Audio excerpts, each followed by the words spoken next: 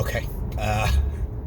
This is about the BS we have to deal with as a nurse. There's a lot of BS you guys got to deal with. Besides what you expect, you're going to deal with, patients, doctors, family members, rules. You're going to by the way, dealing with doctors is a lot better these days, but you're still going to run into your occasional asshole. All right, and I'm just gonna say it. I mean, I was charged the other day, and one of the newer nurses, actually she's a traveler, but she's a relatively new nurse, I think, and she came running to me. She's like, I need help. I was like, oh shit, what's going on? And when I deal with a patient in prima facie, it was not very good. I mean, I would normally call a code, or at least an RT, but presented fine, assessed fine, but the numbers were there. Like, technically, you called the code, and that's the scenario. But the cardiologist had just seen them, and this is the cardiologist. And I find it, no offense, I find it mostly as the cardio people, because it's the flashy, they are the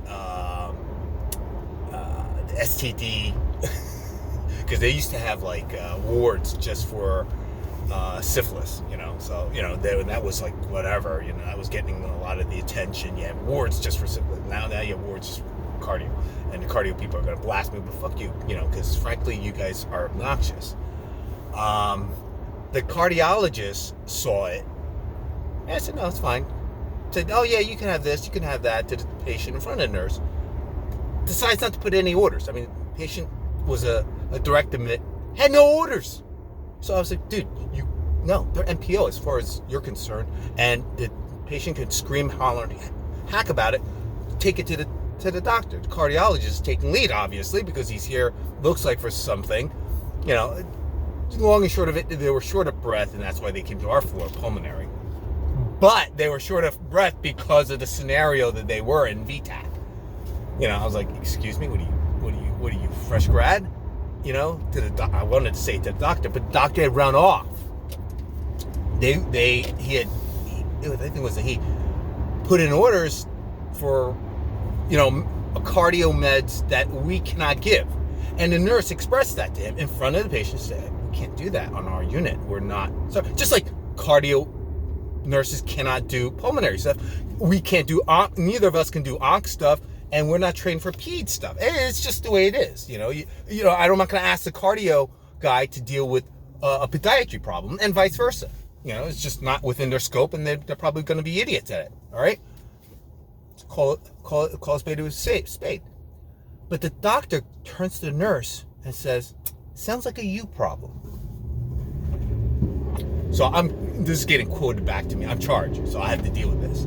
So I'm calling, trying to track down this doctor, trying to track down the night hospice covering, trying to track down the ED admitting doctor, trying to track down the night managers, because this is what we have to deal with as night nurses. And most of you will go nights, because that is traditionally where new nurses go. Why? Does not make sense. Because that's where you get the least amount of training, support, all that, and you're on your own. Maybe the thought is, hey, you could do it. Or maybe it's, in my opinion, it's the cycle of abuse. We were shit on, so you're shit on. My daughter's going through that with her ICU unit. And I pointed it out to her. I said, now that you're one of them, now she's a made person, now she's in there over a year, and she still had her hiccups. Now she's like, you're right, that's what they do. Now I'm kind of consulted in that group. I see they do that to the new nurses. I said, I knew it. You can see it. We don't do that. We don't do that in our unit. I think we're one of the few units that do not do that in our organization. So our organization still does. I still see it in our organization. But we don't think that's smart. It's not patient safe. It's not nurse safe. So we take people under our wings. We do it's not even a format of mentoring, but we do that, and I take that upon myself. And I think it's because we have a lot of older nurses, older as in age-wise. We do have a lot of veteran nurses that are there 30, 40 years too. We have a number of them, but not as many as we used to. They retired with COVID. But we have a lot of older adults. And I look at the new nurses they're my daughter's age. Some of them are younger. And I said that to them. I was like, you get along, I don't know if you get along fine with my daughter because you're exactly her. It annoys me. But I take them under my wing and say, okay, I'll watch over, they don't say it to them, but you look after them. I take a very paternalistic view to my patients and to my colleagues because I'm typically the oldest of them. But that wasn't necessary for the cardiologist to say. She said, look, sorry, the orders are in. You didn't have to be a dick about it. And I would have, if I grabbed them, I would have said, you don't need to be a dick about it. What are you going to do? Call HR on me? I'll report you to the board because you're issuing orders that aren't going to be filled and you're putting your patient in danger and you're negligent. I'm not just going to, I'll be picking my words very carefully. You're negligent in your practice. Not incompetent, you're negligent. All right? So, you're not supposed to do that. You have to play it. It could have been fine to give us other types of orders. Oral orders. That would have been fine. Insisted on IV. Now, the situation did call for IV better than oral. Don't get me wrong. But then the patient should have been upgraded to or shifted to a different floor. And I was getting pushback from beds saying no. So I had different levels of the administration pushing back, saying no, no, it's not mine. Nobody. We were playing hot potato with the patient. So this is the bullshit you might encounter. This is the BS that you might see. A little bit. Actually, when I started this video, I was not even thinking of this incident. I was thinking about I'm doing this video because I'm on my way back from the hospital. Actually, I went back and forth. I went to Costco after my staff meeting, and that was the BS that I'm talking about. I have a requirement now, since COVID is now a distant memory, that we have to be in person 2 out of 12 meetings a year. On a meeting that could be Zoomed, it's easily Zoomed. It's better to be Zoomed because here we are, a dozen people in this cramped room. If God forbid COVID, occurs again, we're all getting it. That happens. I just got over Corona, not COVID, but Corona, relative. It's all in the same family, but it was Corona. It was definitely Corona. I got it from one of my patients. The guy was coughing right in my face. He didn't need to. He was fully alert and oriented. Did it a couple times on purpose, and not maliciously, but just wanted to prove that he was sick. You're gonna get this stuff. Oh my gosh, this fell down. Sorry. I'm getting technical difficulties. Well, it's in that resting position, so we'll leave it like that. I'm about to end the video, but I just wanted to let you guys know you're gonna get administrative BS like the mandatory meeting.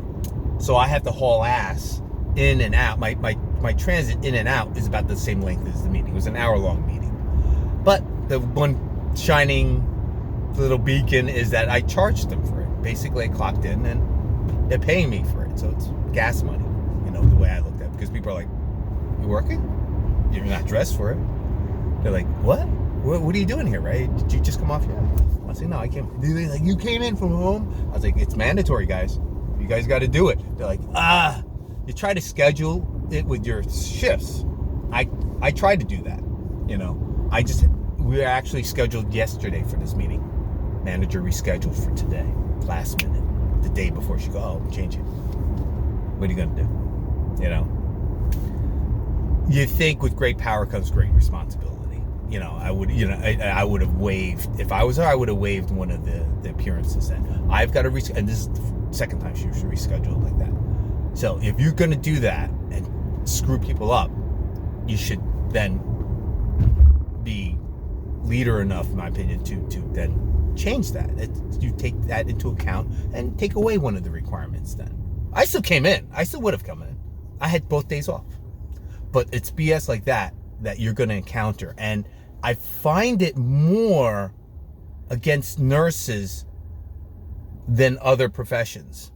Like in teaching, police, I have friends all around in different fields. Marketing, whatever, business, law. it's very forgiving in that nature. We're able to forgive and to say, no, it's okay. It's not necessary. And in this scenario, it's not patient safety, so it's easily forgiven or pushed aside. But it's not. Why? Because nurses were shat on. So be prepared for that. You're going to be bottom rung. Even today, the manager made a comment saying, well, the halo effect from COVID is gone. Yeah. You ain't heroes no more. You're zeros now. Back to zeros. I said the transit time there is like that. So just be aware. A lot of people come into nursing and, they cry on the first day. I've seen it. I've seen it more often than not. And when they don't, I'm like, wow. Yeah, and I've made that comment. Like I said, I mentored a lot of these people. Not officially, but I was like, yeah, no, she's good or he's good. They didn't cry. I would have. And I told him, I would have cried in that scenario. That assignment, I would have been screaming like a little girl. Sorry, I don't care. I'm telling you like it is. They didn't. They're tough. Good for them. You're going to need tough skin. You're going to need to deal with a lot of BS. Okay? Good luck.